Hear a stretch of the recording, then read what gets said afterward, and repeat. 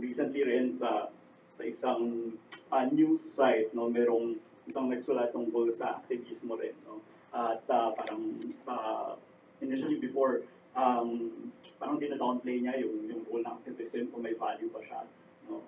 But then eventually, na-realize niya yung value ng activism, no? At kung ano yung naidudulot nito sa sa atin, sa ating mga sarili, at pati na rin sa mas nakararami, no? Sa lipunan natin. Yan. So, para sa i-discuss ko ngayon, no, yung activism, isang bahagi lang yun. No? Isang aspeto lang yun ng civic engagement na itatahol ko. Meron din kasing iba pa, no, na sa tingin ko kailangan din dapat na pag-aaralan. No? Masyado tayo nakafocus siguro, no, sa mga research pagdating sa activism, pero actually meron pang ibang klaseng forms ng civic engagement na kailangan meron din tayong certain level of awareness, no, at sa tingin ko kung lalo na sa ating mga tag-UP, no, well, not just amongst ourselves here in you, but also well, everyone, no, should be aware of, because these also have value, no. And baka, yun nga, sa marami sa atin, mas may pagkakataon tayo na gampanan itong mga ganitong klaseng iba pang mga pamamaraan ng civic engagement. No? Not necessarily yung activism, pero still nagko-contribute sa lipunan natin. Natitinag ba lang? Parang shop itong, pero distracting lang. So pasensya na rin. No? Nadidistract din ako kapag napuputol siya. Yan. So yun. So, yun yung i-cover ko. Dadagdagan ko rin yung i-cover ko ngayon kasi bukod dun sa pag-surface, no, ng mga forms of civic engagement, no, i-presenta ko rin sa inyo yung ikalawang bahagi ng aking disertasyon, yung sinubukan kong tingnan kung ano yung mga pwedeng nagpre-predict, no, or nakaka-decrease, no, ng iba't ibang klase ng iba't ibang klase ng civic engagement, no. Yan. So bakit importante 'yon? Of course, no. Kung nandun tayo sa kumbaga nandun tayo sa gusto nating mas marami, no, yung mag-participate, no, sa civil and civic and political life natin, no. Importante na ma-pinpoint natin itong mga bottoms na to, no. At ito yung kung kaya nating mag-tweak, no, para mas marami yung mas maging engaged, then better, no. So hindi lang siya dapat na descriptive na klase ng research, no. Kailangan din meron tayong tulak para mas makita natin kung paano natin magagamit itong mga to, no, pagdating dun sa kung ano ba yung mga particular na mga advocacies natin, no. Yan. So tanong ito naman muna, no. Yan. So, how much do you see yourself as an activist? No? Kung ito yung skala ng pagiging aktivista. No? 0, wala talaga. No? And then, 100, no? Tibak na tibak. O, nasan kayo dito? No? Interesting kasi sa isang research na no, separate pa from this one that I'm presenting right now, dun sa subject pool natin sa Psych 101, no? Kung nakapag-participate sa mga ganong klase ng mga research natin dito sa department, napakababa ng activism orientation ng mga taga-UP. At least yung na-participate sa research na yun. No? So, parang hindi siya yung iniisip natin, inaasahan natin pagdating sa mga UP students. Kasi sa labas, diba, iniisip nila, ay, mga UP students, mga aktivista yan, diba? Naalala niyo naman yung nakarang Senate hearing din, no? A few months back, no? Na breeding ground daw ang mga universities katulad ng UP, ng mga very progressive groups. No? Yan. So, puga daw ng aktivismo ang mga universidad. No? Pero, sabi ko, ay, parang hindi naman. At least, base dun sa datos na nakuha ko. No? So, parang, na-disappoint ako dun sa datos na yon. Pero, sabi ko, well, siguro kung titignan naman din kasi yung buong populasyon ng UP, no? Or, well, dun sa larger din na society natin, no? I-expect naman talaga natin na hindi lahat i-expect natin, or hindi karamihan doon i-expect natin na mga aktivista, di ba? Meron lang yung a certain segment of the population, no, na talagang makita mo, very visible sila, no? dun sa ginagawa nilang aktivismo or sa pagiging aktivista nila. No? Yun. So, in that sense, inisip ko, well, hindi naman siguro masama na ganun lang kababa. No? At ganun din, no, makita natin mamaya, kasi kung pag-uusapan natin ang aktivismo, no, malaki rin kasi no, yung impluensya ng society natin, ng ginagawa nating nalipunan, no? Pagdating doon sa kung kailan ba tayo nagiging aktivista. No? So, hindi naman lahat tayo ay parating aktivista. May mga pagkakataon, kung tinatawag ng pagkakataon or ng history natin, o ng sitwasyon natin na, ayan, lumalabas tayo. Interesting kasi nung present ko rin yung research na yun, yun yung araw na nililibing nila or nililipat nila so sa libingan ng mga bayani si Ferdinand Marcos. So sabi ko, ganun din, katulad ngayon, parang, ba't tayo nandito? Ba't ako nag-represent nito ngayon dito? Di ba dapat yung aktivismo, di ba, buhay siya. No? Hindi siya yung ganitong pinag-aaralan lang. No? So, yun yung araw na yun, tapos sabi ko, more so na-disappoint ako dito ng araw na yun na ang baba ng level ng activism. No? Pero kapag mga ganong klase ng mga pagkakataon, hindi ng, di ba, ng sitwasyon, ang dami namang lumalabas. No? And so, actually, after that presentation din, no, yan, nagulat ako kasi yung mga estudyante ko, sama-sama kami, diyan kami sa harap ng AS, no, meron pa akong foreigner na dala-dala, sumama sa akin, kasi ayaw rin niya ng authoritarian rule, no, ng dictatorship, nakaranas din sila nun sa bansa nila. So, sumama siya sa akin hanggang dun sa Katipunan, nung nag-meet up na yung grupo natin dito, dun sa mga nasa Ateneo, nasa Miriam, at iba pang mga grupo rin. So, yun, sabi ko, at least hindi ko lang pinresent, di ba? Andun na buhay yung aktivismo. Yun. At yun, very clear dun sa karanasan na yun, na yung aktivismo hindi naman siya parating makita mo na buhay. No? Merong mga pagkakataon na mas tinatawag ang sitwasyon na maging aktivista tayo. No? So yun. So, pero again, babalik ako, no? Hindi lang naman kasi yung form din ng civic engagement or meron pa tayong mga iba't iba pang form. So, kung lalawakan natin, pwede ko sigurong itanong sa inyo to, di ba? So, gaano kayo ka-civically engaged? No? So, mas malawak, di ba? Yun. So, pwede nyo rin isipin, ano nga ba yung mga forms din kasi, di ba? Or behaviors, no? Ng pagiging civically engaged, no? So, ito yung napapaisip na tayo kasi hindi siya ganun ka-concrete para sa atin, I suppose, no? Not like when we talk about activism, no? Activism, sabihin natin, protesta, pagiging bahagi ng isang progresibong grupo, nagtutulak ng isang advokasya, yung mga gano'n. No? Pero pag sinabong civically engaged, no, ang lawak na niya. No? At kung pag-usapan natin din kasi ang demokrasya, di ba? Kasi hindi lang naman yung activism ang importante. No? Kailangan din natin ma-appreciate ano pa, di ba, yung mga klase ng civic engagement. No? At nasan siguro tayo doon. No? Yun. So, bukod pa doon, no, so, tingin ko mas importante rin, no, na malaman, no, kung ano ba yung nakakapag-hinder at also yung nakaka-facilitate, no, ng civic engagement or ng iba't ibang klase ng civic engagement. No. Yun. Kasi ito yung, balik ako dun sa title ko, no, hindi natin pwedeng gawin na one-shot na intervention para sa lahat. No. Kailangan nating i-consider, i-factor in, di ba, kung anong klaseng civic engagement ba yung meron or yung kulang. And then depending on those forms of civic engagement, di ba, ano yung mga buttons, no, or yung tweaks para, yun, pwedeng mapaangat, but at the same time, no, meron din mga buttons na napapababa niya, no, yung pagiging civically engaged ng mga tao. No. Yun. So, yun may explore ko. No? So, yung dalawang yan. So, sisimulan ko rin dun sa pag-contextualize ang research, no? Of course, so yung research ay ginawa dito sa Pilipinas, no? At alam naman natin na sa Constitution natin, sinasabi na demokrasya, no? Yung klase ng gobyerno na meron tayo, no?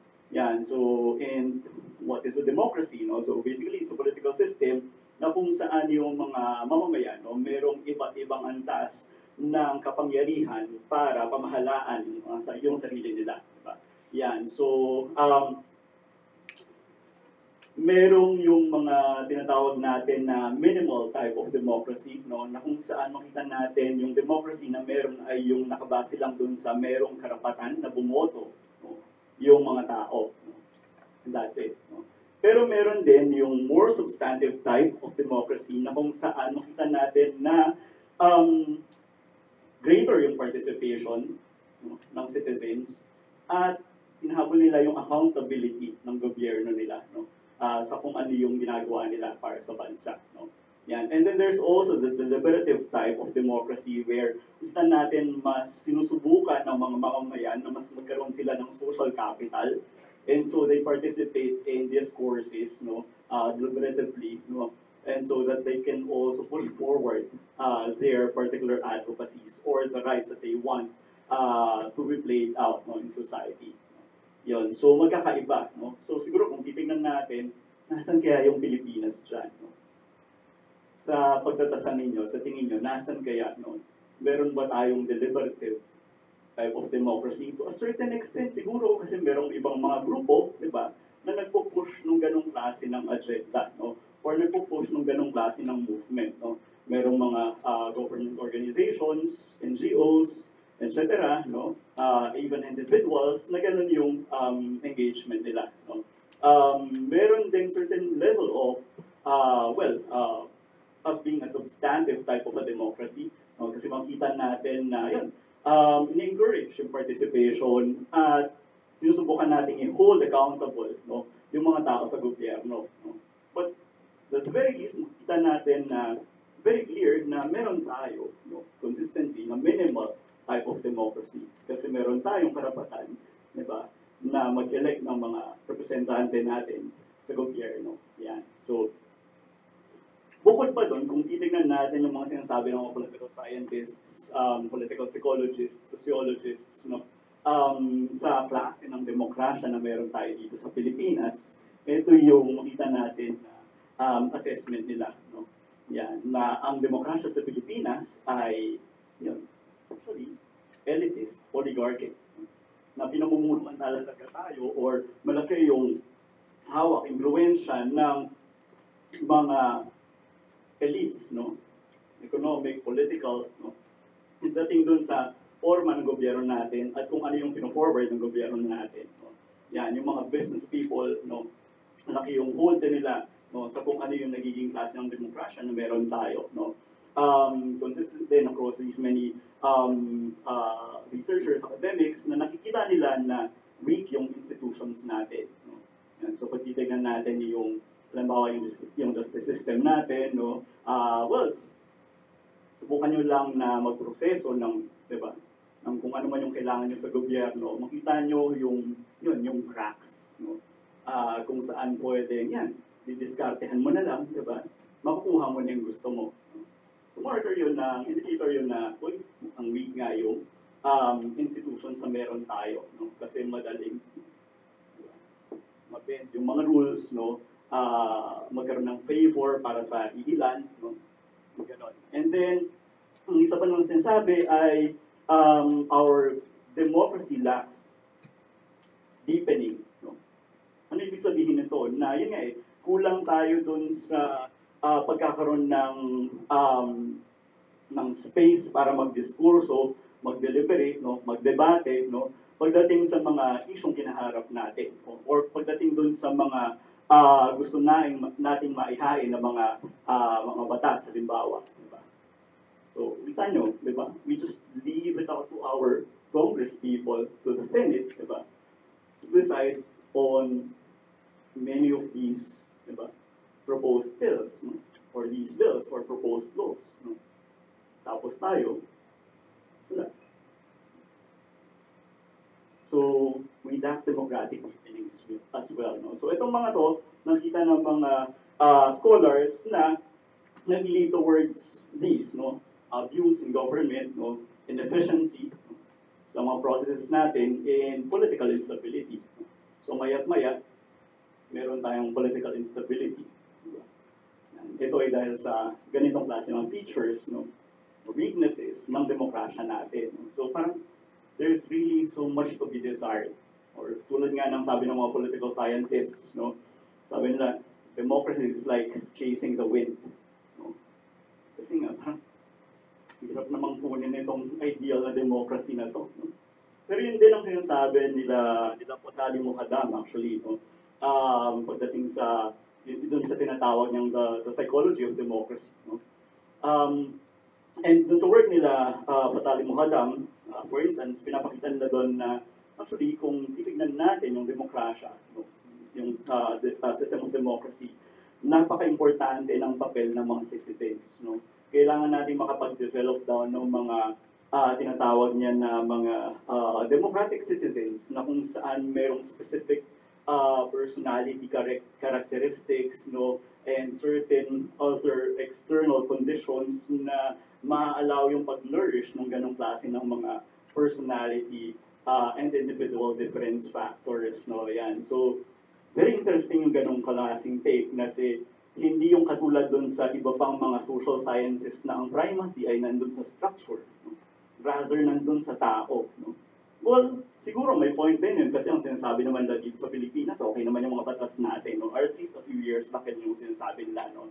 Magagaling daw yung mga senador, kongresista natin noon, kaya nakapag-craft sila ng magagandang batas. Ang nagiging problema, yung tao na nagpapatupad. Diba? So mukhang, kung susundan natin yun, no, may point na dapat merong primacy, no, merong central role, no, yung citizens, dun sa kung ano, yung klase ng demokrasya na meron tayo. Yan. So nasa atin pala. Diba? Yung pala yung sinasabi lang nasa ating mga kamay. Pero ako, naniniwala pa rin ako na, may tao, pero may institusyon, di ba? So kailangan nag-work together, nag-complement yung mga yun, di ba? Well-oiled system, well-oiled machine, para ma-achieve yung ideal type of a democracy. No? Yan. So para hindi lang tayo parating chasing the wind. No? Yan. So, marami pang mga pag-aaral sa psikolohiya na pinapakita na napakahalaga, no, ng citizens, no, pagdating dun sa pagkamit ng isang ideal democracy. No? So as early as the works of Allport in the 1940s, no, sinasabi niya na importante na merong mga active, energized, and reflective na citizens. Diba? Hindi yung parang, okay na ako eh. Wala na akong gagawin. Diba? Kailangan active, energized, and reflective. Diba? Hindi yung hahayaan mo na lang sa mga pagpinuno mo yung kung ano yung nangyayari sa atin. Diba? Bukod pa doon, sinasabi nila Mukadam na yung mga citizens dapat ay tinutupad nila yung kanilang mga duties, no? And also their rights, no? Pagdating doon sa yung sistema natin. No? Ano ba itong rights and duties na to? Ang voting, is it a right or is it a duty? No? Pwede nating sabihin na ang voting sa atin ay karapatan lang, di ba? Hindi tayo obligado duty-wise, no, na bumoto. So, ilan na bumoboto sa atin? Ilan yung 18 na? Or above, di ba? Ilan yung registered? Ilan yung bumoboto? At least dito sa grupo natin, mukhang marami naman yung bumoboto, no? Pero, yun din, sasabihin nila pagdating sa Pilipinas, no? Isa tayo sa pinakamataas, di ba? No? Yung porsyento ng pagboto. Pero ang tanong ko, diba, natignan na ba nila kung ilan na ba yung nandun sa minimum age, diba? At ilan dun sa mga yon yung nag-register, diba? Sa tingin ko, malaki yun. Diba? Kaya nga recently, diba, parang nung may call for, yung voter registration, no? Biglang dumagsa daw, diba? So, ibig sabihin, nasan sila ng mga nakaraan? Or, ganun, kasama na rin doon, di ba, bumoto ba yung mga nag-register, no? Mag-participate ba sila? No? Or sinayang lang nila yung karapatan nila? Diba? So, dapat, bilang mga citizens daw, na active, energized, and reflective, no, tayo ay, yun nga, nagpo-perform ng mga duties natin, no, pati na rin ng mga karapatan na meron tayo. Diba? Yan. So, hindi pwedeng passive lang tayo na klase ng citizens, no? Nahayaan na lang natin sa iba. May mga activista naman dyan eh. Nang na sila, kaya na nila yan, di ba? Or mayroon naman tayong mga elected officials, trabaho nila yan, di ba? Kaya nga natin sila binoto eh. Hindi natatapos yung demokrasya sa pagboto, di ba? Kung gusto nating ma-realize yung actual na klase ng democracy, di ba? Deliberative, then we also still have to participate. Yeah. So, babalik ako dun sa tanong kanina kung ano sa tingin nyo yung civic engagement, no? So, mas malawak siya actually, no? Kasi ito siya, no? Mula siya dun sa pag-acquire natin ng knowledge, no? Hanggang dun sa pagbuo natin ng mga paniniwala natin, mga evaluations natin, opinions natin, no? At pagkilos, no? Tungo dun sa pag-develop, no? Or pag-progress ng estado natin, di ba? Yun. So, napakalawak niya kasi civic engagement na pala yung iniisip mo, sino ba dapat yung binoboto ko? So doon pa lang, meron ng cognitive na aspect ng civic engagement. No? Yan. Pero again, di ba, siguro i-gauge natin, ano ba yung mas mahalaga ng mga klase ng civic engagement, di ba? Is that enough na in your head, you're thinking about all of these? Or maybe at least, no, you talk about politics or the issues that we have with your friends, with your family, or online, di ba? Enough na ba yun? Baka meron pa tayong pwedeng maibigay. So yun. So, civic engagement is that broad actually. No? Yan. So, kailangan talagang, yun, maintindihan, ano ba yung mga klase ng civic engagement na meron tayo, di ba? Yan. So, marami na mga pag-aaral, no, na sinubukang intindihin yung mga klase ng civic engagement sa Amerika, sa Canada, no, at pati dito sa Southeast Asia. Yung makikita natin na pattern dito ay meron yung mga wala, diba? Very passive. So in a sense, they are very disengaged. No? So naghihintay lang or hinahayaan na lang yung gobyerno, diba? Or yung mga tao sa gobyerno. Pero meron din yung quite minimal, no? Yung participation nila in their civic life, no? So ito yung mga, okay, ang ginagawa nila kung merong mga kailangan or hihingi ng tulong, no? So ganun yung gagawin nila, no? Mag-engage sila, no? Meron din yung, also at that level, ang ginagawa nila ay kung sakaling merong mga community organizations, no? Volunteer sila doon, no? Pero pag politika na, ilag sila, no? So community, church, okay pa. Diba?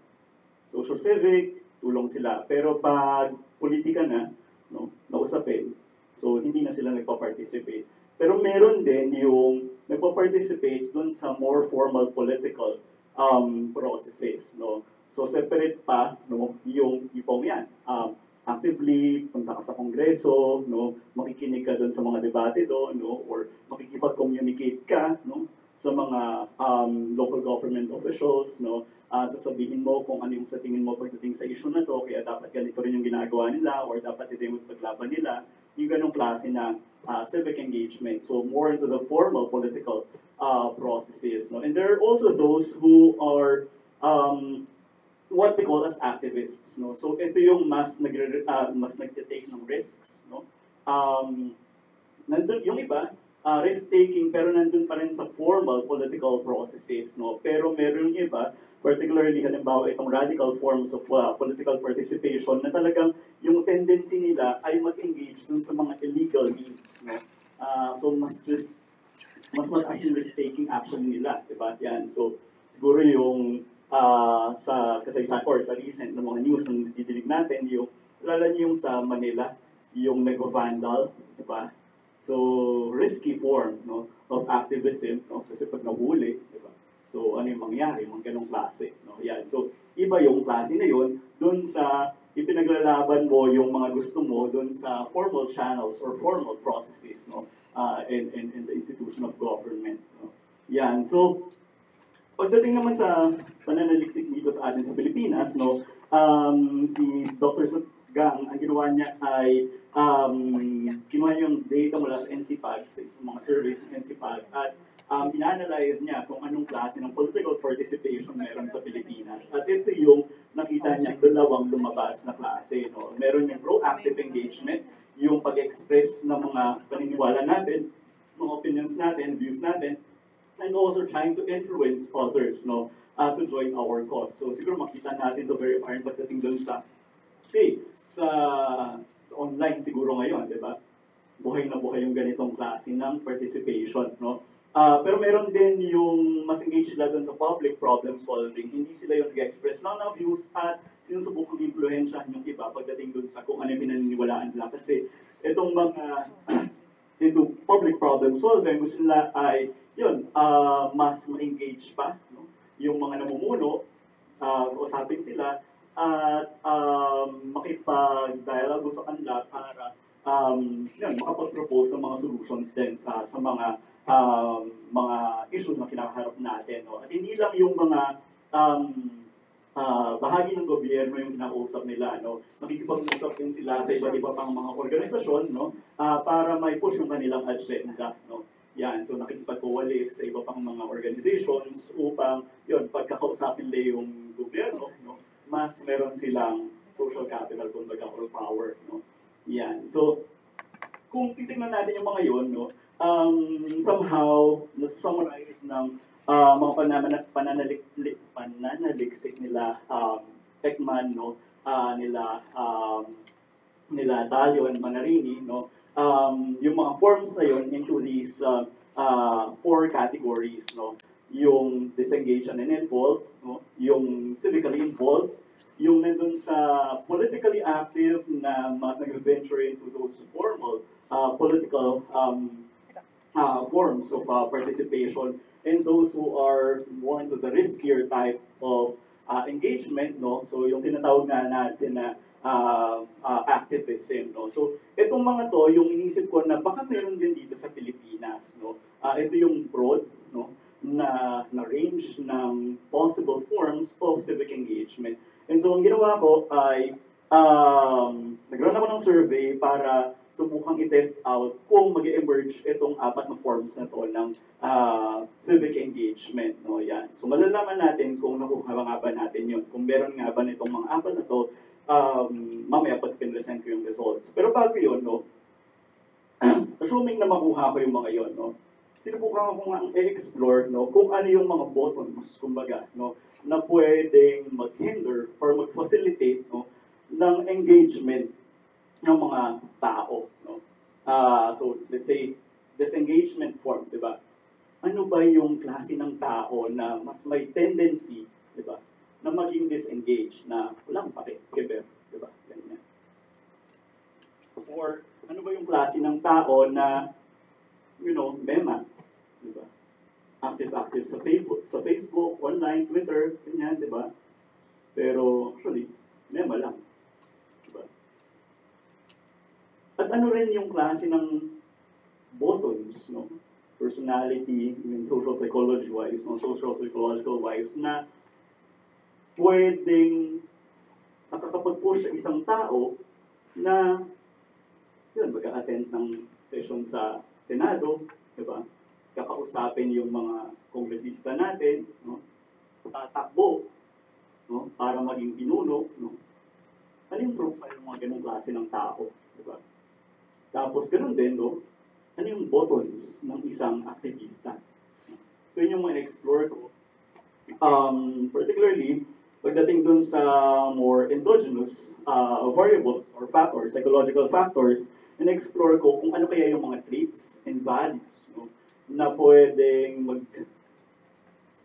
magbigay ng isang portrait ng isang disengaged and so on and so forth. No? Tapos, of course, pag titignan kasi natin yung traits, ano ba sila? No? So basically, these are basic tendencies that we have. No? Ang sinusundan ko dito ay yung sa research nila Macri and Costa, no? Na meron silang sinasabi na 5-factor model, no? Ng traits natin. No? So, yung 5 traits na yon, basic tendencies ay emotional stability, extroversion, level of openness to experience, agreeableness, and conscientiousness. No? Very commonsensical, di ba? Yung mga terms na to, more or less alam natin kung ano yung ibig sabihin nila. So, meron siyang certain degree of openness or very low degree of openness, no? And then, ano kaya yung papel nun dun sa mga klase ng civic engagement na ginagawa ng mga tao. And then, sa literature kasi, ang pinapakita ay yung mga taong higher pagdating sa extroversion at saka higher pagdating sa openness to experience, sila yung mas nag-engage, no? Yan. So, di ba, parang natural yun, kasi kung i-connect na rin natin sa literature pagdating din sa political ideology, no, yung mga taong higher sa openness to experience ay yung mas mga klase ng tao na gusto ng pagbabago, no, mas liberal and mas progressive. No. Yan. So, open sila sa pagbabago, no? Open sila sa iba't ibang pamaraan para makamit yung pagbabago na yun. No? So, pagdating naman sa mga values, no, sinundan ko yung pananaliksik nila Schwartz, no, na basically ang sinasabi na at least more established na research nila, mas empirically supported, meron tayong 10 basic values. No? At itong basic values na to, nasusubsume dun sa 4 higher order values. Yung higher order values na to, yung mas tiningnan ko pagdating dito sa kung ano ba sa kanila yung pwedeng nakakahila or nakaka-push for particular forms of civic engagement. So, ang naisip ko, kapag mas mataas openness to change ang isang tao, meron siyang values ng openness to change or mas binabali niya yung openness to change, at kung mas binabali niya yung, or meron siya ng self-transcendent values, ibig sabihin hindi lang yung sarili niya, yung iniisip niya, no? Then, intuitively, it makes sense na sila yung mas magiging civically engaged, no? Or mali ba ako dun? Pwede ba na yung isang tao na mababa sa self-enhancement value ay gustong maging civically engaged or mag-engage civically, meaning mas sarili niyang iniisip niya. Diba? Kasi ganon yung teorya ng values ni Schwartz, diba? Na kung mataas ka sa self-enhancement values, ibig sabihin mababa ka sa kung mataas ka sa self-transcendence values, no, so dapat mababa ka doon sa self-enhancement values. At kung mataas ka sa self-enhancement values, then yung tendency, mababa ka dito sa self-transcendent values. No? So pwede ba na ang isang tao ay mataas sa self-enhancement values, no, pero mas may tendency rin siya na maging civically engaged? Pwede kaya yun? Meron ba kayong napipicture na klase ng tao na gano'n? Or may kilala ba kayo na gano'n? No? Parang mas intuitive na, di ba, yung mga tao mas may pakialam para sa iba, may concern para sa iba, kapwa, di ba? Pakikipagkapwa. No? Yung mas magiging civically engaged. No? Make sense, right? Kung makakapwa ka, binavalue mo yung kapwa mo, then, di ba, ipaglalaban mo yung karapatan ng mas nakararami. Hindi yung para sa sarili mo lang. Diba ganun yung political leaders natin? Kaya sila tumatakbo. Ba't kayo tumatawa? Diba? So yun. So values, no? Yun yung mga basic endogenous factors, no? Psychological factors and explore ko. Yung more social psychological factors naman, sa akin, din yung categories na yun ay yung social dominance orientation, social identity, strength of social attitudes, and political efficacy. Ano tong mga to? Yung social dominance orientation, basically, ito yung paniniwala mo na meron bang natural na hierarchy, no, or structure sa society natin, di ba? Na kung mataas yung social dominance orientation mo, yun yung tendency mo na iniisip na, ganun talaga, hindi talaga pantay-pantay ang mga grupo sa lipunan. Diba? Merong mga nasa taas, merong mga nasa baba. Pero kung mababa yung social dominance orientation mo, ang sinasabi niya, mas naniwala ka na dapat actually pantay-pantay. Diba? So kung ganun, yung ibig sabihin ng factor na to, or ng construct na to, ano kaya yung sinasabi niya pagdating dun sa sino yung mas magiging civically engaged, sino yung hindi magiging civically engaged? Ano tingin nyo? Pwede ba na yung mga higher, yung social dominance orientation, yung magiging mas civically engaged? Parang hindi, no? Parang kapag mataas yung paniniwala mo na hindi talaga pantay-pantay, dito na lang ako, hindi naman talaga pantay-pantay, wala na akong magagawa. Diba? Parang ganon, diba? So yun yung hypothesis ko rin. No? The civically engaged, yung mas mataas, yung social dominance orientation, no? Yan. So, ano naman yung yung social identity? Yung social identity kasi ito yung bahagi ng sarili mo, no? Na hinuhugot mo dun sa grupong kinabibilangan mo. So in this case, no, yung grupong kinabibilangan natin ay yung grupo ng mga Pilipino, di ba? So kung mataas yung pag-identify mo bilang Pilipino, then, di ba, naturally, dapat mas civically engaged ka. Di ba? Kumbaga mataas yung pagka-Pilipino mo. No? So yun, parang ganun yung idea doon. At minensure ko to gamit yung three-factor model of social identity. Meron kasi yung tinatawag na centrality factor, ibig sabihin gaano kadalas mong iniisip yung pagiging Pilipino mo. Diba? At meron din yung in-group affect factor, diba? Gaano mo nakikita na positive yung emotions na nararamdaman mo sa kapwa Pilipino mo, sa pagiging Pilipino mo. No? At meron din yung in-group ties factor, di ba? Gaano mo nakikita na positive yung bond na meron ka with your fellow Filipinos, no? Kung matataas tong mga to, pwedeng i-expect natin na mas magiging civically engaged ka rin, di ba? Consistent dun sa kung ang sinusundan natin ay nga mataas ka sa pakikipagkapwa, self-transcendent values, no? So ilalaban mo yung karapatan, di ba? At yung kapakanan ng mga kapwa mo, no? Magiging civically engaged ka. Yan. So, pagdating naman dun sa mga social attitudes, basically, ito yung evaluations natin pagdating dun sa mga issues na meron tayo. For example, the government's war on drugs. Diba? Positive, negative. How positive, how negative. Diba? Depende kung nasan ka dun, nasan yung attitude mo, then, ang mangyayari ay either hold pa ka, wala kang pake, di ba? Kapag nandun ka sa gitna yun, di ba? Parang, anong tingin mo sa war on drugs? Wala lang. Diba? Kung ganun kang klase ng tao, or ganun yung attitudes mo, then, hindi ka magpa-participate, hindi ka magiging engaged. Pero, kung mas mataas, di ba? Yung attitude mo, mas malakas yung attitude mo, regardless of whether pro or anti, against, di ba? Mas magiging engaged ka, di ba? Makita natin yan online. Yung mga pro, di ba, tokhang, anti-tokhang, sila yung nakikita natin na naglalaban, di ba, online, even offline. Diba? So yun yung hypothesis dito, kapag mas malakas, di ba, yung social attitudes, then mas magiging civically engaged. No? Ganon din naman sa demokrasya, hindi naman ibig sabihin na dapat nasa isang side ka lang, di ba? Yung value, yung essence ng demokrasya ay yung meron tayong lahat ng mga karapatan para mag-voice out, di ba? Yung mga opinion natin. So yun. And then, political efficacy. Ito, well-studied din ito pagdating sa iba pang mga disiplina. No? Particularly sa political science. So ito yung paniniwala mo na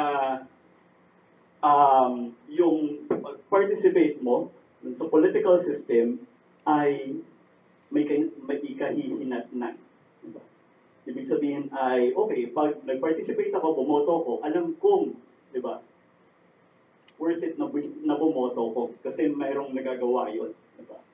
Pero of course, kung sa tingin mo, di ba, boto ko, wala namang mangyari. So, low political efficacy. Diba? Yung sinasabi na, di ba? Ganun yung mga pag-usapin mo, bumoto ka, hindi, bakit? Isa lang naman ako eh. Magagawa ko. Low political efficacy yun, di ba?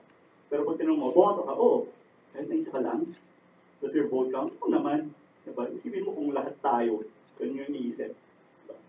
So, indicator yun ng higher level of political efficacy actually. Di ba?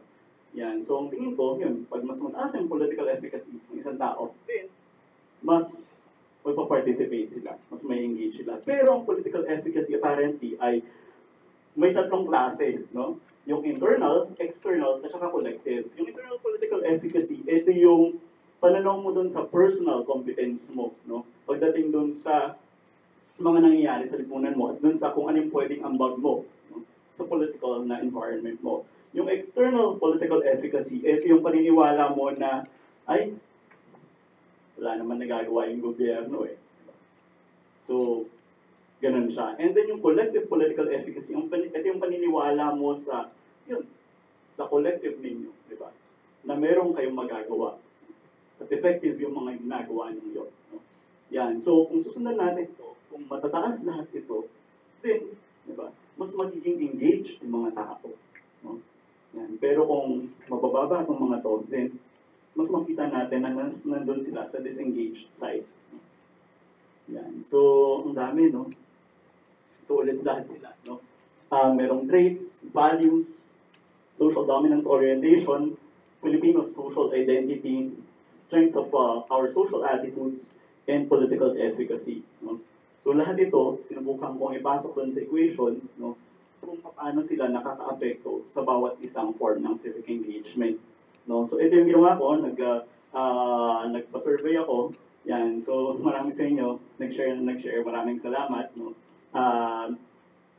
Snowball technique, meron akong online, meron din akong offline. Sinubukan kong balansehin yung kung ilan yung sasagot sa online at yung sasagot sa offline. Bakit? Kasi, yun nga, mahirap na puro online lang kasi, di ba, paano yung walang access sa internet? So, sinubukan kong makapture din yung mga yun. No? And then, ang ginawa ko ay nag-set ako ng a priori sampling na sample size. Ang sinabi doon sa a priori sample size planning ko, at least 1,027 daw yung kailangan kong ma-survey. So kung ganyan, about 500 online, 500 offline, more or less, diba? Yan. So sabi ko, no, maraming trabaho to. Kaya ganito rin katagal, no, yung data collection. No? From April to September. Yan. And then, swerte naman, kasi marami namang sumagot. 1,634. Pero after data cleaning, no, ang natira ay 1,432. Yung mga natanggal kasi hindi na natatapos, etc. etc. No? And then, online, about 56%. And then offline, about 44%. No? Yan, tapos ang average, mean age nila, 27. Mostly female, also mostly from Luzon. So note of the sample restrictions or bounds. No? And then also mostly urban dwellers. No? Yan. So, hindi siya representative. Yan. Ito yung mga measures na ginamit ko para sa civic engagement, traits, personal values, political efficacy, social dominance, social identity, and social attitudes. No? Yan. For the analysis, ang ginawa ko para ma-surface or ma-test out yung 4 forms na structural equation modeling ako, tapos yung resulta ng SCM, yung lalabas ng forms, kung ilan man sila, yun yung ginamit ko na mga dependent variables dun sa hierarchical regression kasama ng marami pang mga independent or predictor variables. No? Yan. So, ang sagot sa unang tanong ay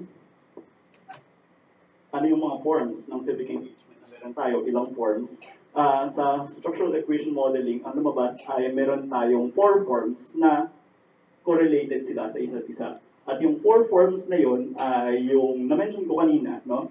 Yung disengagement, civil participation, formal political participation, at saka activism.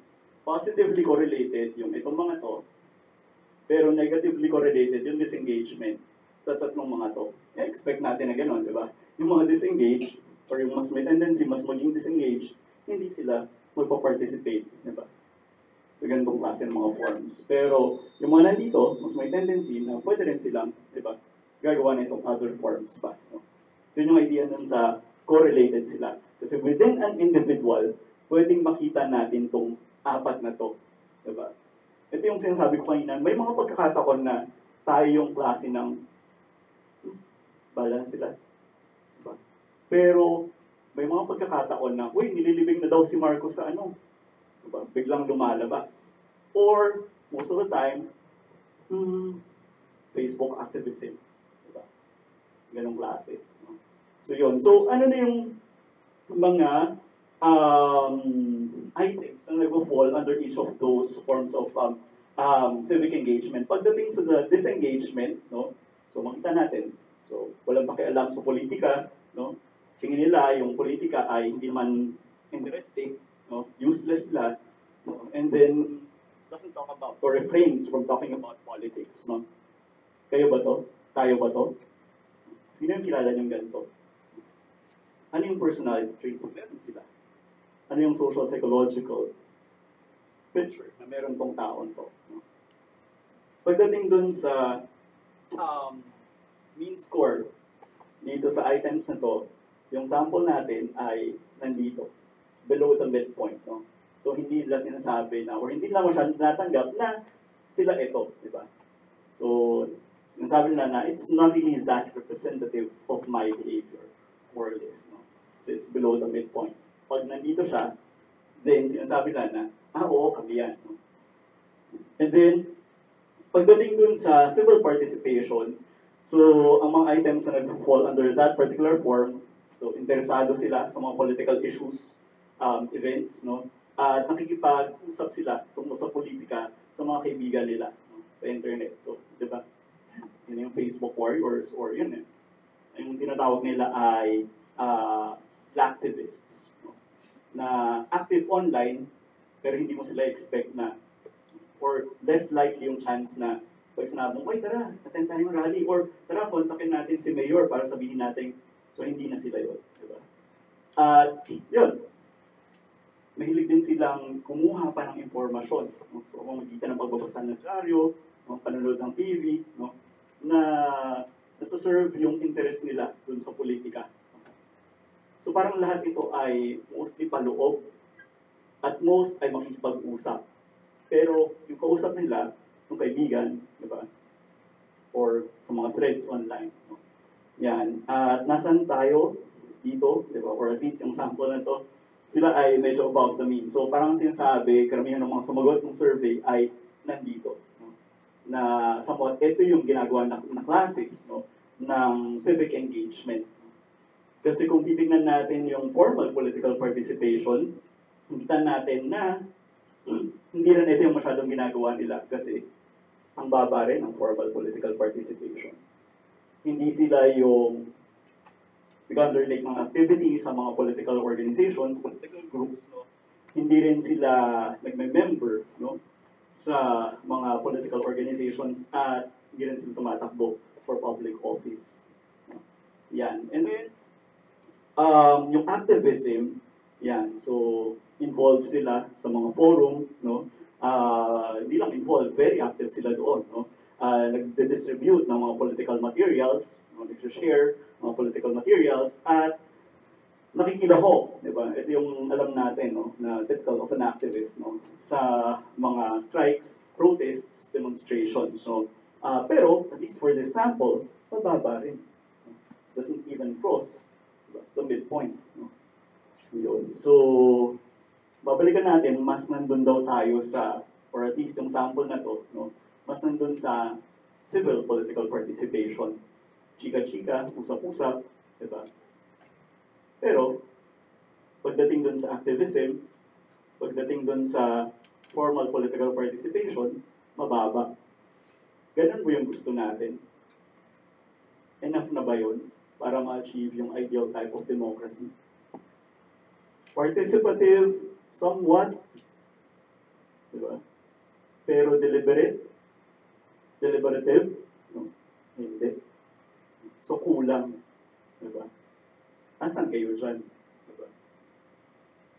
Ay, diba? So again, sabi ko, daming kailangan, diba? Use much to be desired. Pagdating sa kung paano ba tayo. So, ganun siya. Ito yung summary nun. So, ang tanong, di ba, ay, so, paano natin pwedeng matweak yan? Di ba? Ano ba yung profile na pwede natin ma-push para mas mag-engage more formally, di ba? Para hindi sila maging disengaged, di ba? Yun din yung value na na-surface natin to. Nakita natin na meron talaga nito. Diba? Except that, maybe, diba? Hindi nila nakita yung sarili nila na gano'n. But still, it's worth finding out, diba? Ano yung buttons din itong mga to. Para, yun nga, makita natin kung may disengagement tayong kilala, paano ba natin sila pwedeng, diba? Mas maingganyo na mag-participate. Or halimbawa, pagdating dun sa, diba, programs na meron tayo. Ano yung dito? CWTS? NSTP, diba? Paano ba natin pwedeng i-tweak yun para, diba, mas may engganyo silang mag-participate, no? Or doon sa makabayan curriculum natin, Meron pa ba nun? Wala na yata? Or nabago na? Yung sa K-12, di ba? Ano yung pwede nating ilatag doon, no? Para mas may increase, no? Yung civic engagement. Yan. So, mabilis lang to. Explore natin, no? Ito yung lumabas na predictors and model, no, ng disengagement. So, pagdating dun sa grades, significant na yung mas mabababa sa openness to experience at yung mabababa pagdating dun sa conscientiousness, sila yung mas makikita natin na disengaged, no? Hindi significant, pero meron pa ring effect, no? Kasama ng buong model na to, yung mas mababa sa self-transcendence. So, more or less dapat mas mataas sila sa self-enhancement, sarili, ang iniisip. Mas magiging disengaged. No? Pagdating sa social identity, yung mga hindi masyadong iniisip yung kanilang pagka-Pilipino, sila rin yung magiging disengaged. Diba? Expected. Yung wala naman masyadong opinion, diba? Makialam dun sa mga issue sa lipunan, weak yung strength ng attitude nila, so sila rin yung disengaged. Ganun rin, pagdating doon sa political efficacy, kung nakikita nila na internally, or internal political efficacy, wala naman akong magagawa eh. Diba? So wala na lang akong gagawin. Hindi na ako mag-engage, no? Ganun din, kapag nakikita rin kasi nila na, andyan naman yung gobyerno, mukha namang may nagagawa sila eh. Diba? Negative external political efficacy. So, ito na lang ako. Sila na lang yan. Diba? Makes sense. Intuitive. Pero at least alam na natin ano yung photons, diba? Yes. Note din na medyo mababa nga lang yung per square. Yan. Pagdating dun sa civil participation, ano naman yung predictors, no? And inhibitors. Yan. So, mas mataas sa openness to experience, kabaligtaran nung nauna, no? At mas mataas sa conscientiousness. Sila yung mas, di ba? Oy, sige, usap tayo online. Kuha ko ng mga newspaper, manunod akong dyaryo, babasa ko ng dyaryo pala, no? Para mas malaman kung ano yung nangyari, para may mapag-usapan tayo, may sabihin ako pag nag-usap tayo. No? Yan. Pero yung values nila, di ba? Self-enhancement, not self-transcendence. So parang yun nga, magbabasa sila, makikipag-usap sila, di ba? Kasi, para kanino? Di ba? Ego boost, in a sense, di ba? Kita na ang galing-galing ko talaga, dami kong opinion, etc. Diba? Mas mababa rin yung social dominance orientation nila, although hindi rin significant to, pero kasama nung significant na model, no? Yan, so ibig sabihin, kita na dapat pantay-pantay. Diba? So kaya magpa-participate sila. And then, mataas din yung pag-iisip nila ng kanilang pagiging Pilipino. No? So Pilipino, etc. At mas mataas din, no? or mas malakas din yung kanilang mga inclination pagdating doon sa, or pananaw pagdating sa mga social issues. Yan. And again, lumabas ulit, internal political efficacy. Naniniwala sila na may magagawa sila. Effective yung gagawin nila, kaya magpa-participate sila through this form. Pagdating sa formal political participation, ito naman yung mga bahagi ng model at kung ano yung mga predictors, no? Yung traits, hindi sila significant pero bahagi pa rin sila ng model, no? Extroversion and lower agreeableness, sila yung mas nagpa-participate dun sa formal political processes. No? Yan. So, tatakbo, nalala niyo yung items doon, tatakbo, magiging miyembro ng mga organizations, political organizations, no? Extroverted, expected, di ba? They seek out. No? And then, lower in agreeableness, ilalaban nila sa mga platforms na to. Diba? And then, mas mababa sila sa self-transcendence. Ito yung tinatanong ko kanina pagdating dun sa values. Diba? Ano yung mga politiko natin? Para kanino yung pagtakbo nila? Idea, dapat, diba? Para sa kapwa. Pero ang sinasabi dito, lower sila pagdating dun sa self-transcendence values. So, mukhang tumatakbo sila, diba? Not necessarily para sa iba, diba? Pero dahil meron silang ibang values, di ba? Na mas active. And then, political efficacy, consistent yung internal, no? At saka yung external, at least also for disengagement, no? Yan. So, mas makita mo na meron kang internal political efficacy at mas makikita mo na hindi naman effective yung gobyerno eh. External political efficacy. Then that drives formal political participation. And then lastly, no, pagdating sa activism, openness to experience, no? Although it's not significant, but it's part of the model, no? Adds to the variance in activism, no? Or mas umaangat kahit paano, no? Yung level ng pagiging aktivista mo. Mas mababa rin sila sa conservation, expected, no? And ito yung interesting para sa akin, mababa sila sa openness to change. So parang anong sinasabi nito? Aktivista sila, pero para dun sa kosa nila na siguro mas conservative. Pwedeng ganon, di ba? Kasi parang ilalaban ko na dapat ganito yung lipunan. Di ba? Na hindi pwede yung same-sex marriage. Di ba? Mukhang ganon. No? Or posibleng yun yung isang example nun. Di ba? Kasi mababa sila sa openness to change. No? So pwedeng ito yung sa political side yung tinatawag na yung merong rigidity yung mga nasa right, no? May rigidity yung mga nasa mas conservative. So ilalaban nila yung gusto nila, no? Na klase ng lipunan. Hindi dapat ganyan, dapat yung traditional. Parang gano'n, no? Yan, Filipino social identity, mataas sila pagdating doon sa pag-iisip ng kanilang pagiging Pilipino. Pero nakikita nila na negative yung emotions, no, nadala nung pagiging Pilipino nila. So parang, na-imagine niyo yun, di ba?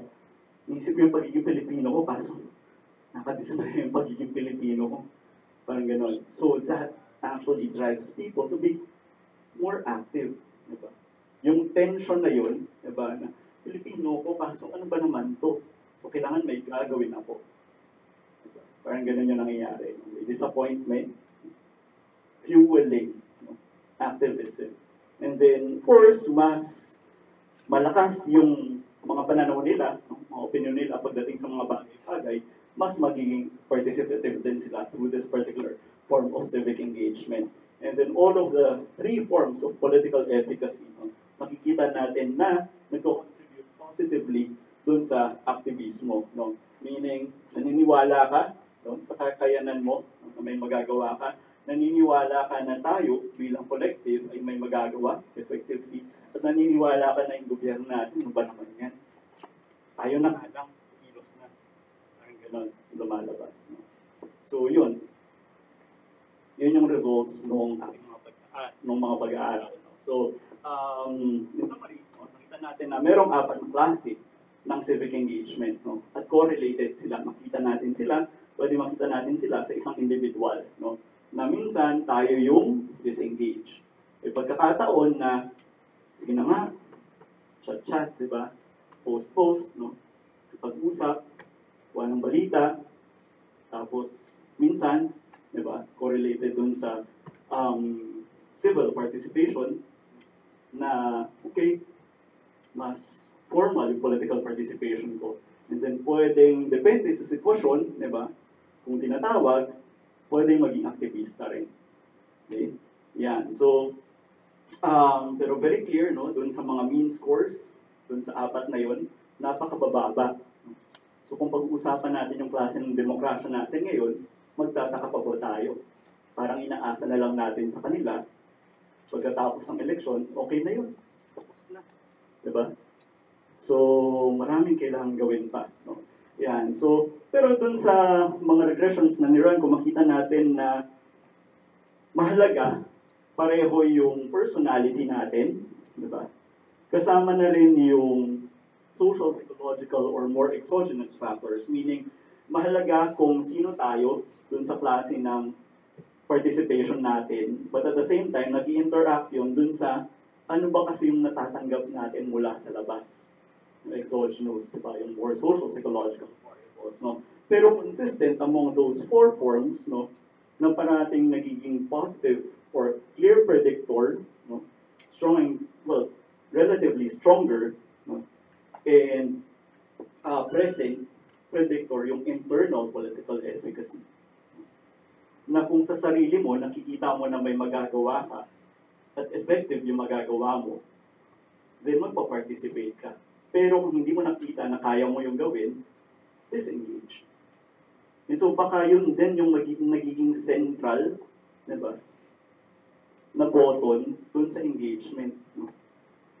Okay, merong traits, merong all those other individual difference variables, but then, if you evaluate all of these, diba, yung consistent na lumalabas, yung internal political efficacy natin. So siguro, kailangan nating pataasin yun, diba? I-develop yun. Ang tanong, paano? Diba? Para mas maging engaged yung mga tao. Otherwise, sila-sila na lang yan. Diba? Yun. So, ilan lang notes pagdating din sa research, no, na ginawa ko. So, ayun po. Maraming salamat sa pakikinig. Sana madinig ko rin yung mga Maraming salamat, Sir Liwan. Okay, so bago tayo tumungo doon sa question and answer, I'm sure ang dami yung mga tanong, tsaka mga clarification. I hope nakita ninyo na nag-provide ng empirical evidence si Sir doon sa ilang mga pinaniniwalaan natin na tungkol sa mga taga-UP, ano yung klase ng engagement yung meron tayo sa Pilipinas. Medyo parang si Sir nung dinidiscuss niya, parang ang lungkot-lungkot niya, di ba? Parang sa dami ng issue na meron tayo ngayon, tapos ganito yung klase ng citizens na meron tayo, di ba? So ano ba yung future para sa atin bilang mga Pilipino? Okay, sige. So bago natin puntahan mamaya yung inyong mga clarification ay ano na tayo ng isang round na ba, sir? So kung may time. So mag-isang round muna tayo ng game. So tatawagin ko si Professor Simon Reyes, ang ating game master, para ipaliwanag ang ating gagawin activity for... Okay, so para na mas mag-elaborate pa. So papa-experience namin sa inyo.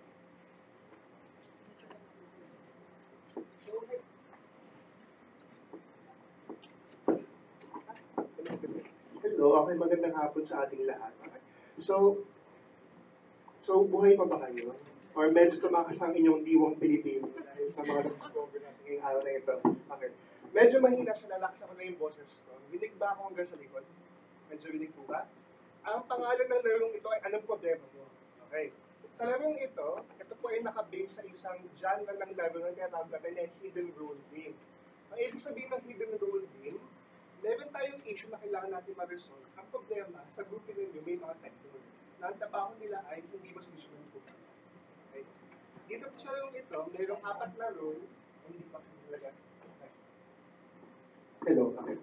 Ang pangalan ko ng larong ito ay anong problema mo? Okay. Sa larong,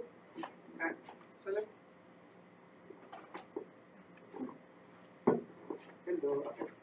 Sa larong ito, ang objective natin, ay tayong paglaro rin. Ay tayong payagan. Okay. Ang objective ng larong ito ay masolusyonan ng isang problema na ibibigay sa atin mamaya ni Professor Quiñones. Okay. Ang objective ng laro ay mag-usap-usap tayo mamaya. Ang objective ng laro. Okay. Dito, meron tayong 4 na role. Okay. Ang mover, ang trabaho niya ay makabits ng ibang tao na umuha sa box. Mamaya pa siya. Ang role, ang trabaho ay mag-isang ng diskusyon. Ang trabaho niya ay mapilitan ng mga tao na hindi sa issue at siguraduhin mapatangin niya ang iba. Ang citizen ay walang hampong tinatanigan. Siya ay nag-desisyon sa kanyang sarili. Siya ay mag-iisip at makikisali sa diskusyon at pipiliin ang solusyon na tingin niya ay pinaka-angkop sa sitwasyon. At ang panghuli ay isolate. Ang isolate ay gusto na lang umuwi at wala siyang pakialam. Okay. Make sense? Okay? So, alin kayo dun sa 4 na yun? Isolate agad tayo. Sige, uwi na po tayong lahat. Okay.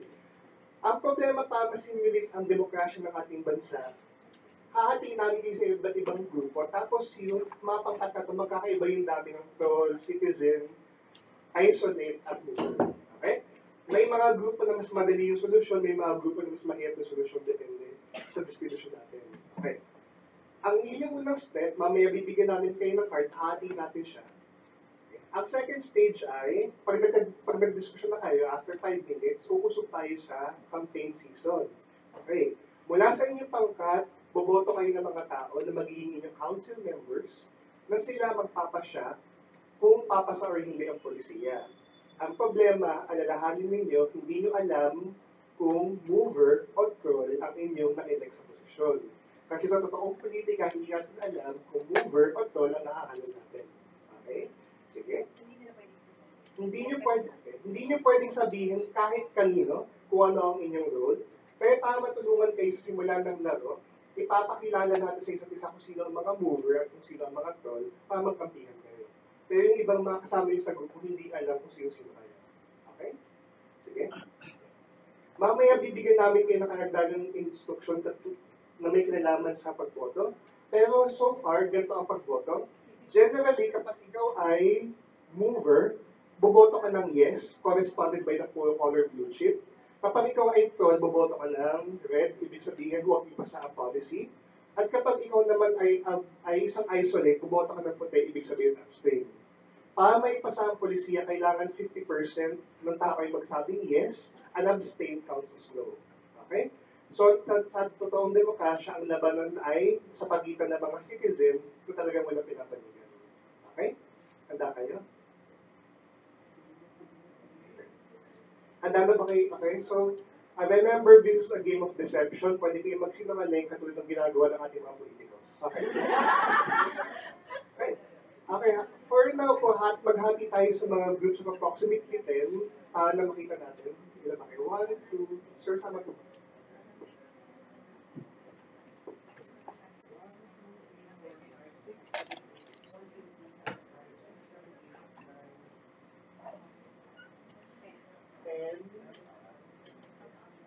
Yung first 3 rows, tapos yung nakamayo. And starting from the naka-jacket.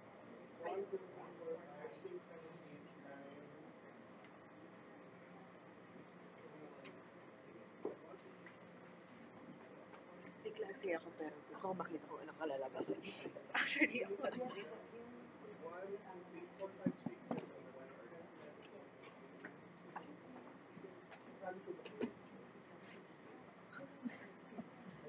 Ay, kaya mo sumali. Masaya kaya sumali. Lalo na control ka. Sinasabi mo. Natalo ka.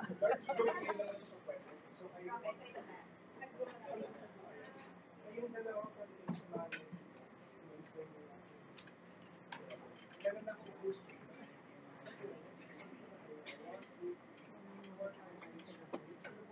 Ito naman ako sa 3-1. Late naman si Mang Mitch. Si Mang Mitch, on time na sister.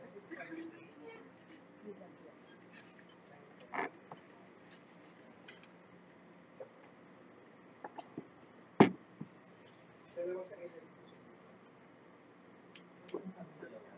Sige.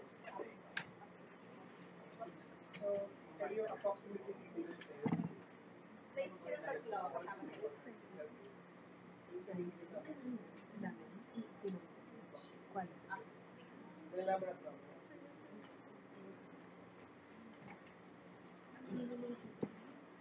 Lahat ng dito.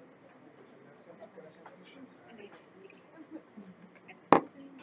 Wait, alin yung easy mode ng yung card? Ay, yung mover. Ito. Ito yung kanya. Magkakasabit. Yan, nakaganyan. Kayo sir mag-a-announce ng issue.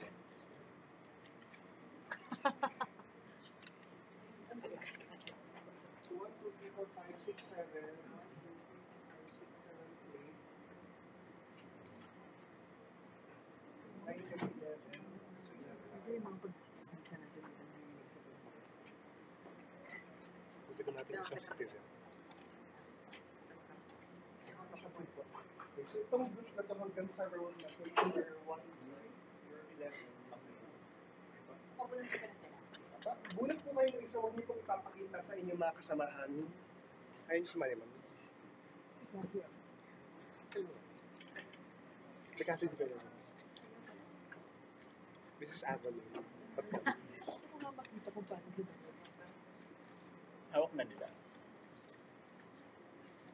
para pag-isipan nyo na rin kung paano kayo makipag-usap sa mga kagrupo ninyo. Yung issue natin ay yung policy na pwedeng yung trabaho ay sa bahay.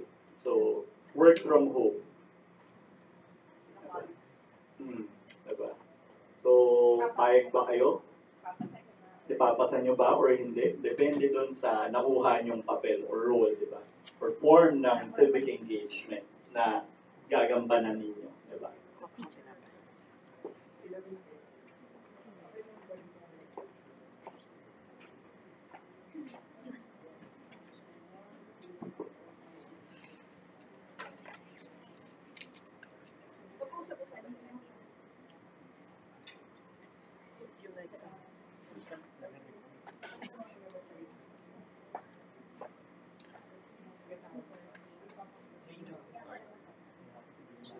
Game master, pwede na ba?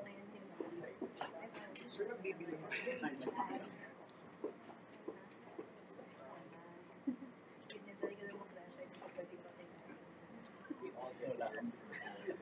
Wala kang pinasi.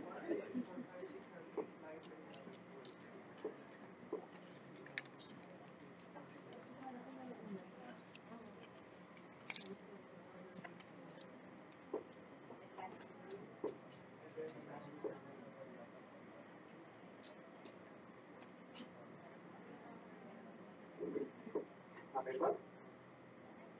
Okay. So please know the boundary of your groups. Okay? Ito po ay isang pangkat hanggang dito. Kayo po ay isang pangkat mula dito. Kayo ay isang pangkat.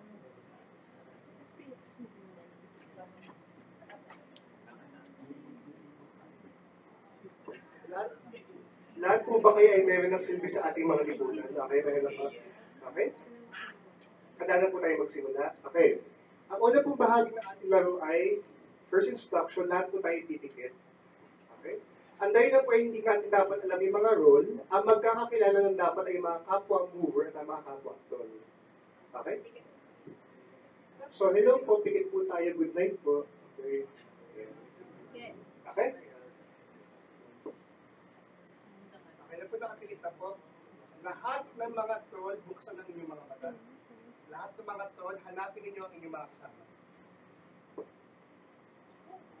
Sa inyong sariling pangkat. Okay. Okay na pa? Okay. Lahat ng tol, pakisara ang mga mata. Okay. Lahat ng mga mover, pakibulat ang mga mata. Hanapin ninyo ang inyong mga kasama. Okay. Lahat po ng mga mover, ipikit ang inyong mga mata. Lahat po ay ibigan ng mga mata. Meron kayong 5 minuto upang pag-usapan ng issue. Manalo ang manalo, may the best side win. Ready, set. Ang policy ay work from home. Ready, set, go. So, mag-decide kayo kung anong pag-i-vote sa group. Work from home. Work from home. Papayag pa kayo.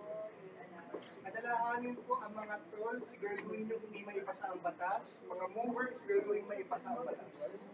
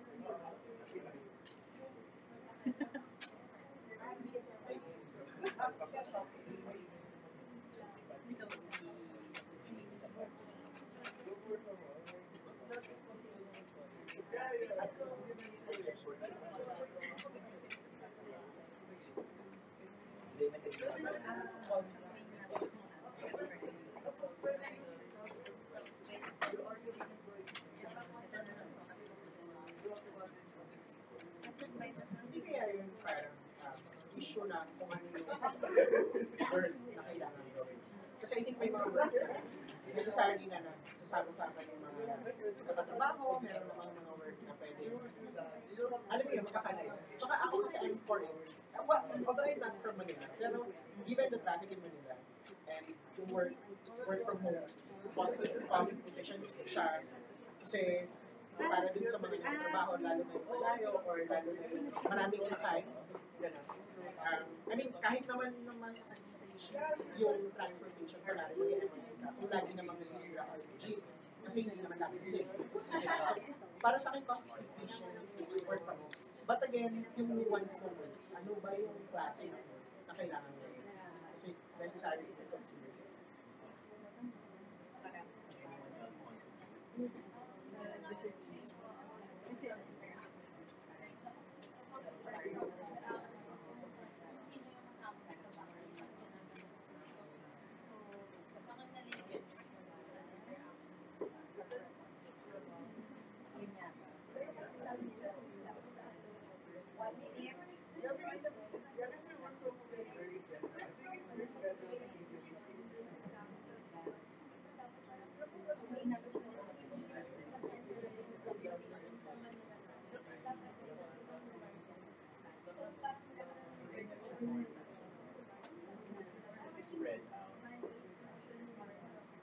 Actually, what I'm trying to say is, hindi na sinasabi na yung work from home yung magiging solution for traffic or yung transportation crisis. Sinasabi ko, work from home yung magiging solution para maging cost efficient para din sa tao. Kasi feeling ko kasi, malibat sa monetary cost, may health cost din yung paglabas ng bahay and so yung traffic, yung stress na Context specific lang. yes. Ako pinaka-strong argument, COVID-19. Hindi na work eh. Parang everyone's taking sila sa lahat ng online na lang yung mga klase, ganyan. Pinag-usapan na yun. Close the schools. Yun yung sinagawa na. 50 seconds to decide. Ano yung boto ng grupo? 50 seconds. So ano yung bottom ng report? So, i-finalize nyo na yung boto ng grupo. Sino yung 4?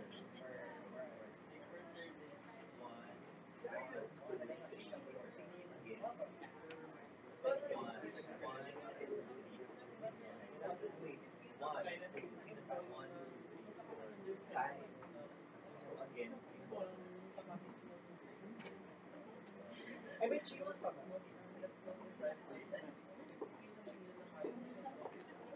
10 seconds. Decide.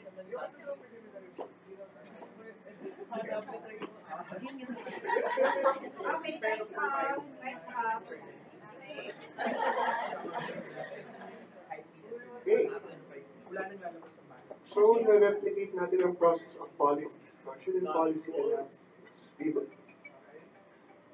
Okay? Ngayon naman, tayo ay mga nasa democracy. We have the opportunity to run for office. Okay. Ang next na gagawin natin is, I will ask you to nominate 5 people who will become your council, who will be voting on your behalf. Alalahanin niyo na hindi dahil nagtanong sila na, uy, sino si dito in favor, sino dito against, hindi ibig sabihin nun na boboto sila in the same way na boboto kayo sa whole. Ibig sabihin, kahit sinabi na ako in favor ako, pwede nila balik na rin kasi goal sila. At pwede na hindi sila magsabi, pero dahil kasi mover sila. Okay? So remember, merong involved na deception dito sa game na ito. Okay? Handa? Okay. So para dito, okay, please raise one finger and then in the count of 3, point to the person who you would like to vote for. Remember kung sino may pinakamaraming boto, siya yung unang upo sa council at mauubos yan hanggang ma-fill up yung 5 council seats. Okay? So remember, strategy to, okay? May mga cases na maraming troll, you can vote each other. May mga cases na maraming mover, you can vote each other. Okay? At yung mga abstain, remember, vote, abstain. Kasi isolate kayo. Okay? Ready? Raise one finger. On the count of 3, point to your candidate. 1, 2, 3, point. Social document already. Ilan nakatulong kayo, sir?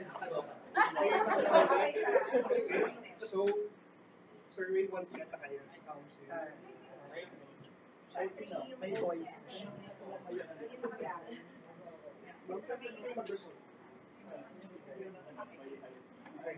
So, ilan yung one Yung first pa lang, first seat sa council. So, punta ka rin Wala. sa Ramas. Hindi pa. Ano pa Hindi yung pa. Stay there. Right. Isa lang yung na-occupy. Yung nakakulang sa sila. Sino sa nakikita namin mo? Paturo ka ulit. Right. Pizza line where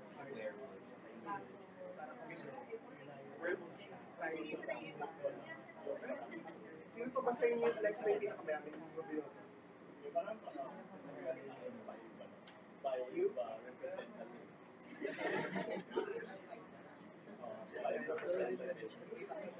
For this issue, 5%. 5% is per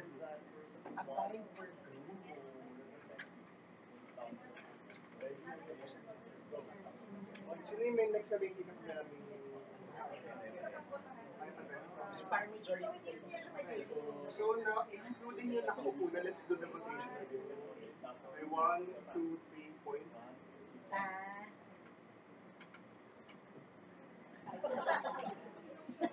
Sa'yo. So you already get the tama, basta yung nakaupo. Sa akin. Nakaupo ka na ba sa council? Who's next? Sino ulit?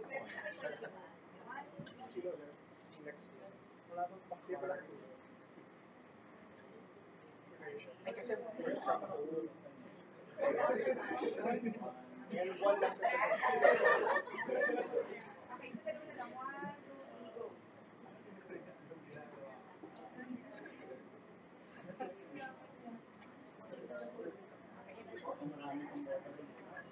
Then last, 1.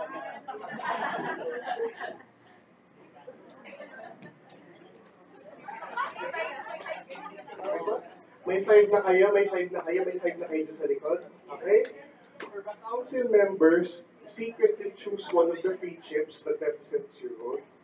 Okay? Pwede nyo ilagay sa ilalim na inyong lamig. Hindi halata. Kung ipapakita muna yung boto, para sabay-sabay natin malaman kung nakapasaba or hindi yung policy. Okay? Okay? All council members, you have your vote. Okay? Red is in opposition, huwag ipasa. Blue is in support, ipasa. White is abstain, wala tayong caps lang. Okay? All council members, you have your vote. Okay? Please extend your fist holding, hindi yung fist ko din naman. Please hold out the hand. Please hold out the hand that's holding the chip of your vote. Okay? On the count of 3, reveal your vote to your group mates. 1, 2, 3, reveal.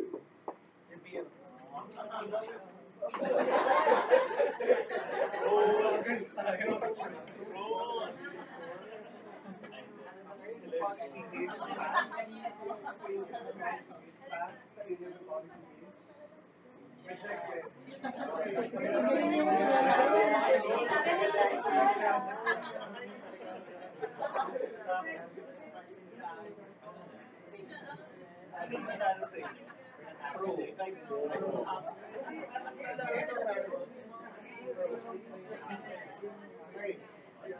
Next po, before you proceed, please reveal your identities to your group mates. Okay.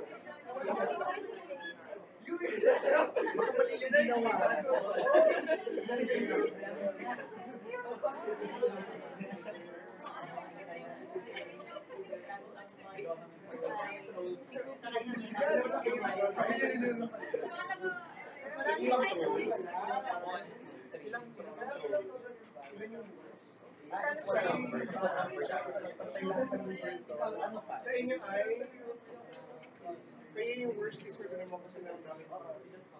Hindi, tatlo lang naman. Very equal now.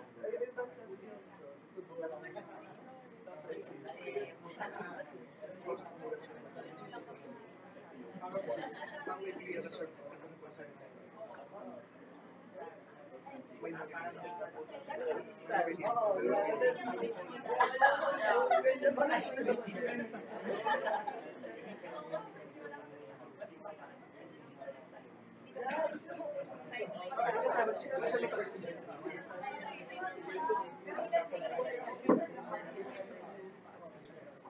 Ayan. So, tignan nga natin kasi actually yung dalawang grupo dito, yung composition nila ay more or less equal yung roles at saka yung movers.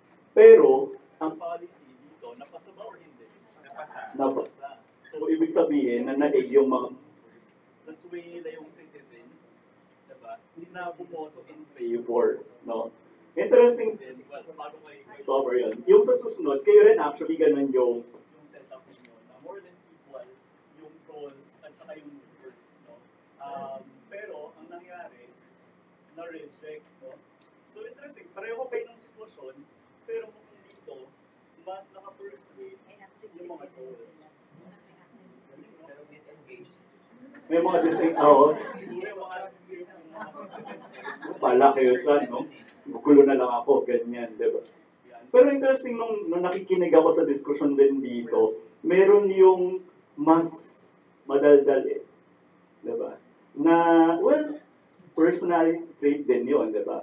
So, minsan, kahit na mover ka, di ba? Pero hindi yun yung nature mo na, di ba? Magsalita at mag-voice up. So, parang weaken yung voice or ng grupo. So, ano yung consequence, di ba? Sayang. No? Pero dito, well, ganun din dito actually, di ba? More or less, ganun din na merong dynamics yung personality. No? At saka yung more social, more associates variables. No? Pero, siguro, sa iba, parang hindi naman masyadong malaking issue para sa akin yung work at home. Eh. Lalo sa kung naman ako. Diba? Pala na kayo mag-away-away doon. Oras na eh. Diba? Sisihan natin to. Ganyan, diba? So, play out yung mga ganon, diba? It's not even just about our personalities. There are also those other factors that, yeah, play out when it comes to how we participate or how much we participate. Diba? So, of course, kasama rin yun kung gaano rin yung influence ng ibang tao sa atin. Dito, actually, mas marami yung verse. Pero, ang nangyari, nanalo ba or napasa ba or hindi? Napasa na ba? So, actually, yun yung idea dito, di ba? If there are those many movers, and then you vote as one, and then you speak out. So, nag-drown out din yung roles, di ba? Yun. So, and siguro, ganun yung minsan gusto nating klase na ang sitwasyon sa demokrasya natin, di ba? Na yung mga movers, nagsasalita talaga, di ba? Mas nagiging active, engaged, no? And so, hoping that they also get to influence those who are quite undecided yet. Diba?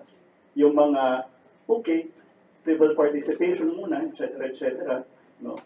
Layout ako, pero depende dun sa, feel ko dun sa ano ba yung nasa grupo, no? Dun din yung magiging stand ko sa mga issues na to. No? So, ang hirap talaga ng demokrasya, no? Parang hindi mo alam, diba? Sino ba yung mga taong katulad mo, no? Kasi, it's a game of deception as well. All for the sake of what do I want, not just for myself, because for some, diba, what they want, it's also what they think the others want, and it's also what they think is best for, diba, the rest of those in the group.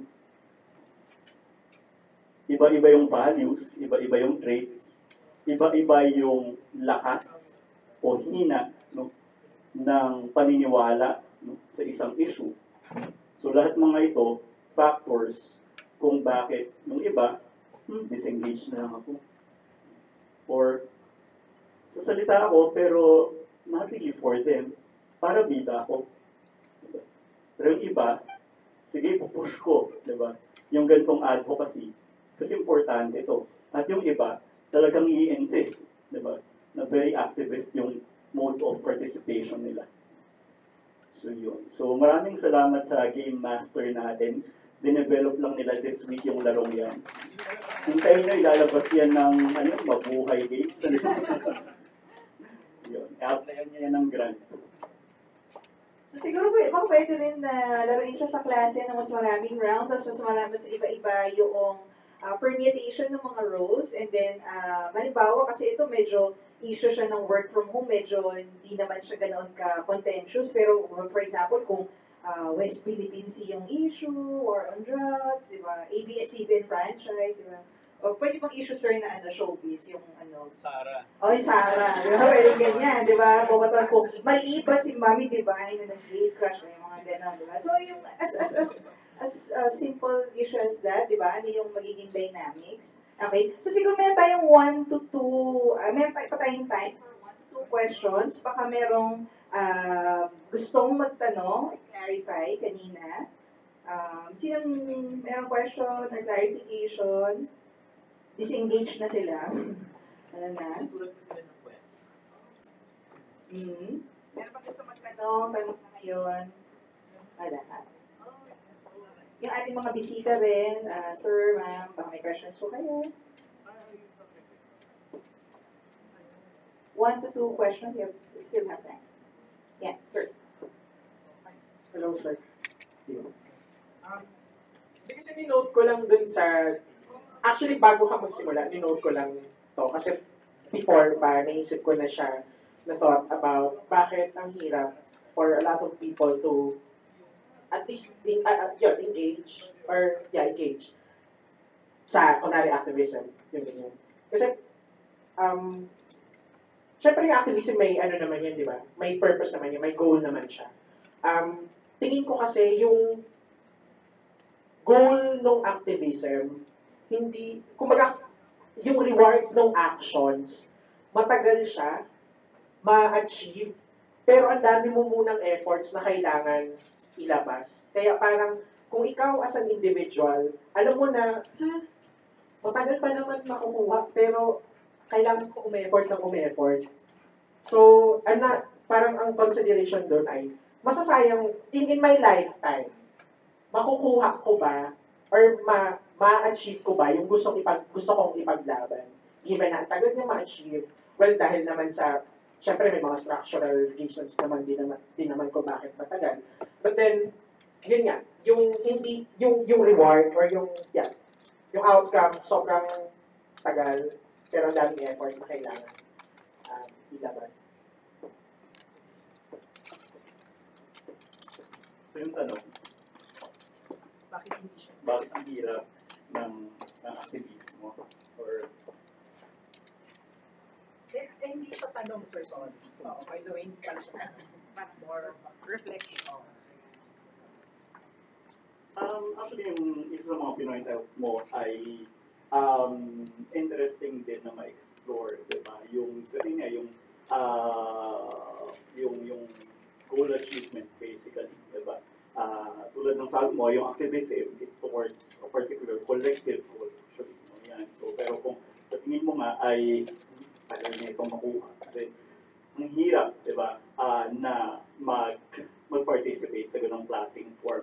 Kaya rin makita natin, pagdating doon sa mga klase ng tao nga, no, na mas may tendency, no, na mag-engage sa ganong form, ay bibihira rin na makita natin yung ganong klase ng tao na merong ganong future orientation or yung dun sa mas commonsensical na alam natin, di ba, mas yung parang higher, or sila yung mga hindi muna kukunin yung marshmallow kasi alam nila na pag hindi ko muna kukunin yung marshmallow, di ba? Pag nagtagal, mas marami yung makukuha ko. Di ba? Parang gano'n, no? So, pwedeng merong ganong pang ibang variables at play, no? Mas present yung ganong klase ng quality or character siguro pagdating doon sa mga ganong klaseng tao. Kaya mas may tendency sila rin na mas maging aktivista, no? Ano pa ba? Yung papasok din kung paano rin kaya natin pwedeng ma-enhance yung activism among many other people, ay yun nga, parang paano natin mas may increase, no, yung internal political efficacy and also yung not the external but the collective political efficacy, no, those two. Kasi yun nga, parang yung internal political efficacy, kasi napakahirap rin niyang i-develop. Lalo pa kung mayroong ganung balakid. Alam natin na ang hirap dahil matagal to. Diba? Matagal na laban to. Pero, yun nga, paano ba yung paraan para ma-increase yung internal political efficacy ko natin, diba? Nagsisimula yun dun sa small gains na na-achieve natin. So, halimbawa, dun kung sa mga communities natin or sa mga educational institutions natin, nakita natin na na-allow na ma-experience sa mga estudyante itong small gains na to, nakakapag-develop sila ng confidence dun sa mga ginagawa nila, thereby also increasing yung self-beliefs nila na may nagagawa pala ako, di ba? So yung simple at regular na halimbawa na pagtulong sa pag-outreach, halimbawa, di ba?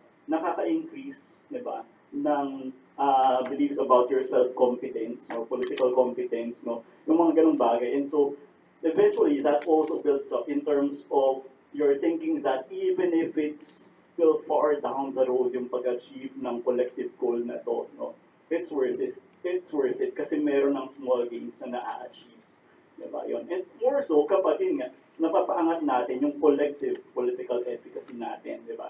And siguro yun din ang kailangan nating i-work on, diba? Na hindi ito laban lang ng sarili mo, diba?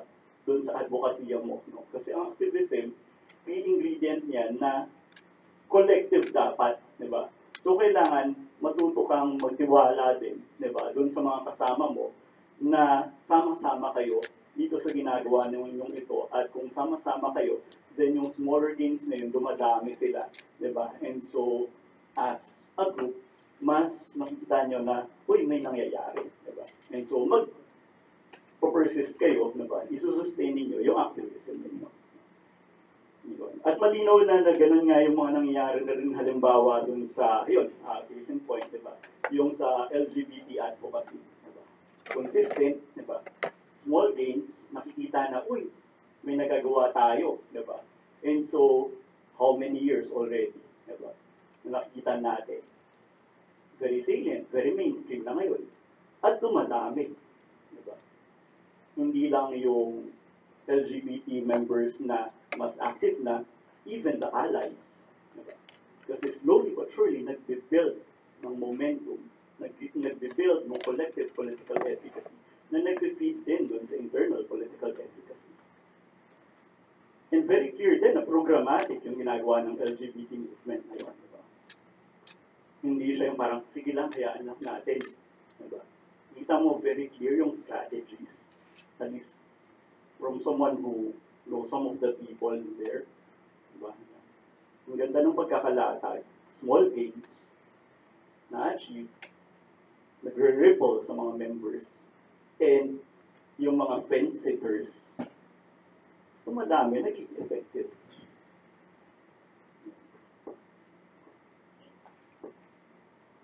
So, siguro yung ibang mga questions ay, kung meron tayong tanong kay Sir Diwa, ay about the, so pwede natin siya kausapin after the talk, message natin sila, diba, maging engaged.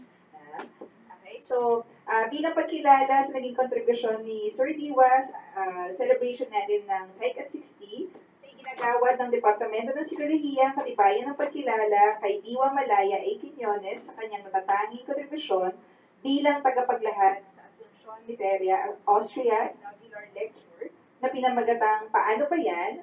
Unpacking Forms of Civic Engagement in the Philippines. So bilang bahagi ng pagdiriwang ng Social Psychology Month ng Departamento ng Psikolohiya. So ninagdaan, Tagapangulo Michelle G. Ong, Department of Psychology. Maraming salamat po, sir.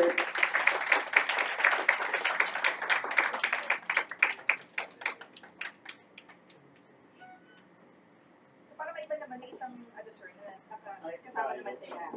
So, yan, parang, yan, doon na may picture natin. Abot ba? Mga isolates. Mga isolates. Trolls sila. 3, 2, 1. Maraming salamat po. Sa formal na namin isinasara, ito yung huling activity or gawain ng department tungkol sa social psychology month. So next month naman ay itatampok naman namin yung developmental psychology. So sana makasama namin ulit kayo sa mga gagawin pa namin activities and lecture. So maraming salamat. Pakilike yung aming Facebook page para doon sa mga updates regarding the Site at 60 events. So maraming salamat po. So, may pagkain pa pala, tsaka tubig, hindi kayo nakainom. So, pwede kayo mag-take home ng food, ng tinapay. Then, please get water. Hello, pakisilip lang kung may maliliw may mga cooker chips dyan. Huwag po kayo magkakamisipin. Yan yung ginagawa Mga kapatid, Just following your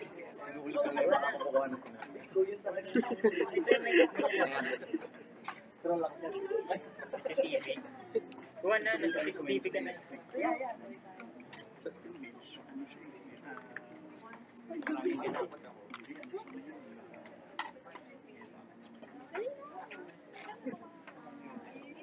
Sabi